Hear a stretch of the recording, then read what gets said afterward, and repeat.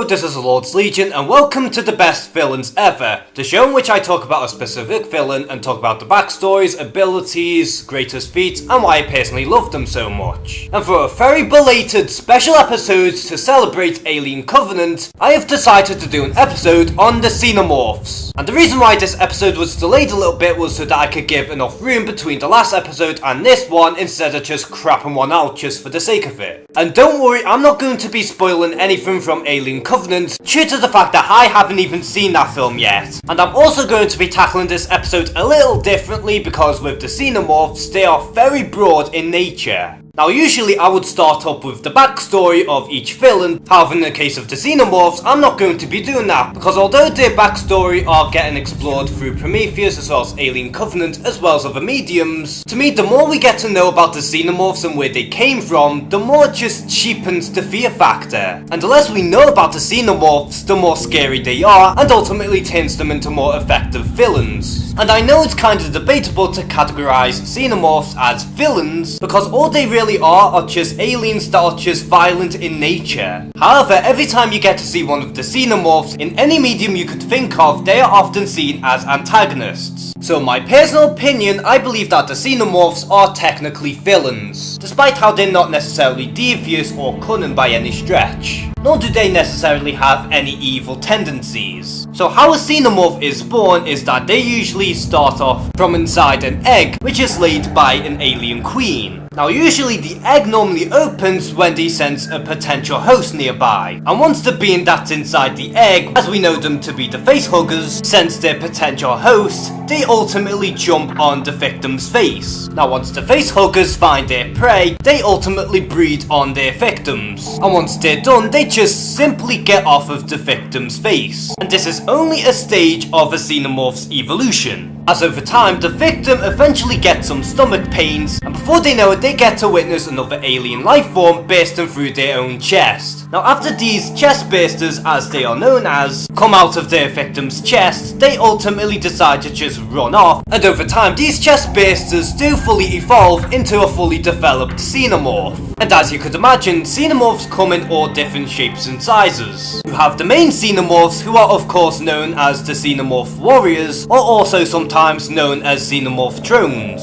You also have the Xenomorph Runners, who breed from other dogs as well as oxes. And as you could imagine, these type of Xenomorphs are more animalistic. You also have the Xenomorph Queen, who are considered to be the most powerful out of the entire Xenomorph species, and are also seen as the most important for the entire species. You also have a Predalien, which is of course if a Xenomorph breeds on a predator. As much as I hate the Aliens vs Predator films, this one is at least worthy of note. You also have whatever the hell that's supposed to be. And you also have a Tarkatan Xenomorph hybrid, which exists in the Mortal Kombat universe. In other words, this is what you get if a Xenomorph breeds on Baraka. Now obviously this is only a handful of some of the Xenomorph forms they could possibly produce. And despite how some of these are very bizarre, it is very interesting to see how there can be many different types of Xenomorphs. And as for their life cycle, it is very creepy but also in a very intriguing way. And what makes Xenomorphs very effective is the fact that we really don't know what's in space, and the Xenomorphs represent quite possibly the scariest thing we could possibly come across in space. Now there's no denying that the Xenomorphs do have a very slender body, however don't underestimate them, as a matter of fact they are extremely powerful. They have enhanced strength, speed, endurance, durability and reflexes. They also have sharp claws and fangs. Not to mention, Xenomorphs also do have acid blood and saliva in their system. Due to their skin, they could easily camouflage in the shadows. Not to mention, they could also climb up walls and ceilings, making them surprisingly stealthy. And despite how they are often seen as malicious creatures, they also display some form of intelligence. Now as you could imagine, Xenomorphs do have some impressive feats of their own. They can tear through solid steel effortlessly, whether those would be gates, ceilings, or even bulkheads. They could also toss grown men like they're nothing, whether the Xenomorph could use their own bare hands or its very own tail instead. They could also tear through humans like paper, and can even knock down some weaponized ectosuits. Now in terms of durability, the Xenomorphs can tank multiple shotgun blasts without any damage, as well as survive from multiple explosions without being blown up.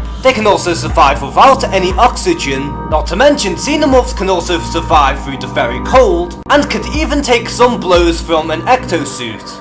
Also, the Xenomorphs can dodge gunfire, nerf gas does absolutely nothing to them, and can even be strategic when it comes down to hunting down its prey. Now usually I will talk about villains and how they are represented in other mediums, however I'm not a huge expert when it comes down to how they are represented in video games and comic books, so I want to stick to the film side of things. So I'm going to go back to the very beginning and talk about the original Alien film and how they treated the Xenomorph. And what can I say that hasn't even been said already? It is a perfect film. It shows us the very horrific steps of the Xenomorph's evolution, and this is probably the most scariest interpretation of a Xenomorph imaginable, and I still think Alien holds up very strongly to this very day. Now we get to the sequel, which is of course Aliens, and as you could imagine from the title, we get to see more than one Xenomorph. Now obviously Aliens is very different to the original, however I still think it's a very strong film and the Xenomorphs are very well represented. Now obviously the Xenomorphs this time around weren't as scary because A, there were more of them, and B, this was more of an action film, but even still we get to see Xenomorphs do a bunch of crazy shit, and are still very formidable creatures. And then we get to Alien 3, which is very bizarre. Now personally I don't remember too much on Alien 3, however I do remember the fact that this is the one where it introduces the alien runner. Personally I don't think this one is too bad, however it's nowhere near as close as the other two films. And then of course we got Alien Resurrection, and this is where the aliens really started to get shit. Because Alien 3 onwards, the Xenomorphs started to become less and less scary. And ultimately it just got more stupid. And the less we get to talk about the Aliens vs Predator films, the better. Long story short, they're shit.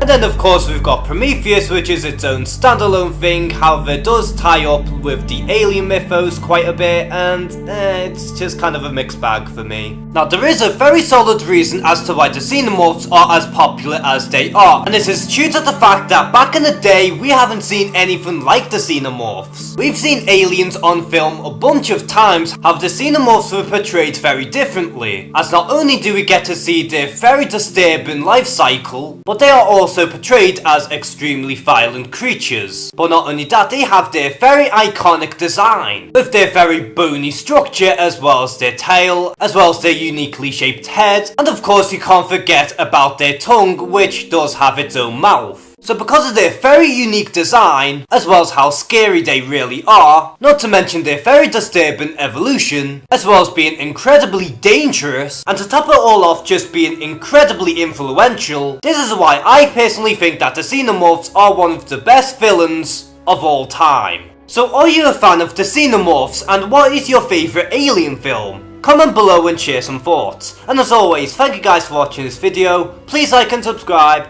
take care and have a good one.